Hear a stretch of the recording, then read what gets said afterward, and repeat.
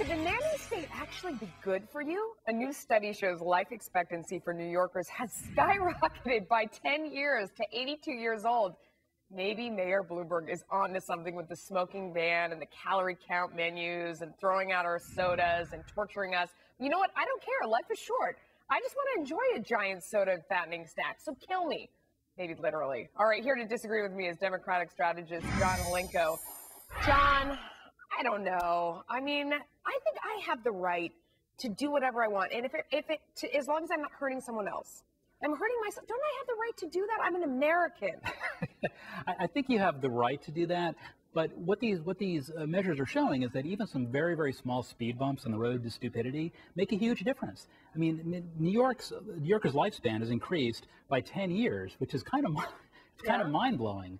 And that's just since 1987. Do you mind if I smoke or have a Cheeto here? Do you want one? Can I tempt I would you with love one a of these? Cheeto. Isn't it obvious? Look at my pot belly. How about a soda? Why don't you have a nice big soda? That's more than 16 ounces, isn't it? How do we know that when Mayor Bloomberg took away all of my friends here from me, how do we know that that's really what did it? I mean, New Yorkers, maybe we're going to the doctor more. I mean, we're a neurotic bunch. We're just the type of group that also we walk everywhere. I mean, New York, it's impossible to get a cab half the time. Have you ever tried to get a cab in the rain? You can't do it. No, so you're walking, you're sweating, you're going up and down the stairs in the subway. Maybe it has nothing to do with him taking away our cookies. Well, you know, it's interesting because I thought the same, but then I read through the study in The Lancet, and it was actually quite compelling. They really have, they've accounted for a lot of things like demographic changes, reductions in HIV/AIDS, all kinds of things, reductions in crime for that matter, and they still come up with this X factor, which appears to be directly related to the steps Bloomberg has taken.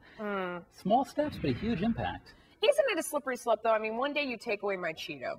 And the next thing I know, he's deciding that everyone should be brunettes. And all of a sudden, there's no more hair bleach. I mean, you never know what it's going to be. He decides, it's unhealthy to have pets inside and we can't have dogs anymore. I mean, it could just go in any direction. Where does it stop?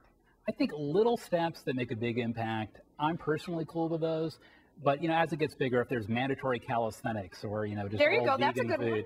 Yeah, I mean, something like that. Yeah, I would oppose that. But, look, I mean, not having trans fats, honest to God, how many people even knew what the heck trans fats were? But apparently it's making a huge difference. I don't know. I think eventually he's going to throw us all in jail if we don't work out every day. I'm going to count on you to come back and defend me when that happens. John, thank you so much for coming on. I appreciate it. You didn't convince me, but, you were a good sport. Coming up. How much would you pay would you give them a Cheeto if they got good grades? Don't steal my Cheetos. You're eating my Cheetos. Stop it. We have a woman behind a new study that says you should do just that. Bribe your kids.